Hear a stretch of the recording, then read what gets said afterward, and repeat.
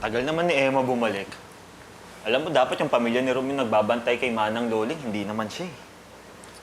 Hindi mo naman masisi si Emma, kuya eh. Ang bait talaga ni Manang Loling sa kanya, di ba? Baka naman kasi pupunta dun si Rom at gusto niyang makita yung tao. Ay, naku kuya. Ayan ka na naman kung ano-ano na naman iniisip mo. Alam mo, mabuti pa pupuntahan ko siya.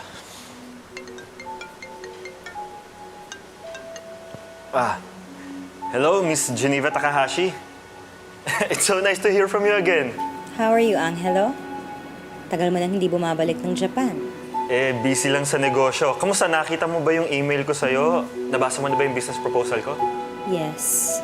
Kaya nga kita tinawagan. I was kinda toying with the idea of a joint venture. Gusto kong pag-usapan natin yon. Kailan ka pupunta ng Japan? Gusto mo ako pumunta ng Japan? Of course. Para mas mapag-usapan natin ng maayos ang business proposal mo. Okay. Sige. Pupunta ako kaagad dyan. Thank you. See you. Bye, Angelo. Alright, bye.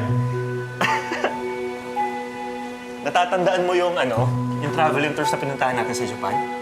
Oo naman. Yan yung kausap ko ngayon, yung CEO, si Miss Geneva Takahashi. At gusto niyang pag-usapan yung business proposal ko. Talaga? Oo, at gusto niyang pumunta rin ako ng Japan para mas makapag-usap kami ng maayos. Oh my God! Good luck, kuya! Congratulations! Malaking break to para sa company natin. I know. Sana matuloy, kuya. Tutuloy yan. I-book mo na ako. O, sige. Japan. Kailan ba? As soon as possible. Okay, sige. Thank you. Sige po, sir. Oh, pupunta ka daw ng Japan? Oo, yung mga ilang araw lang naman. Makikipag-usap ako kay Miss Geneva Takahashi at kapag nagkasundo na kami, magkakaroon na tayo ng connection sa Japan. Mas lalaki na yung company natin, di ba? Okay, that's good. Good for the company. Alam mo, gusto kitang isama, pati si Flor. Kaya lang, wala akong ibang aasahan dun sa company natin. Emma, may gusto nga pala akong sabihin sa'yo. Ano yun? Sana naman iwasan mo ng... magkita kayo ni Rom. Gusto ko rin dalawin si Manang Loling sa ospital. So kung magkita man kami ni Rome doon, hindi naman siguro sadya yun.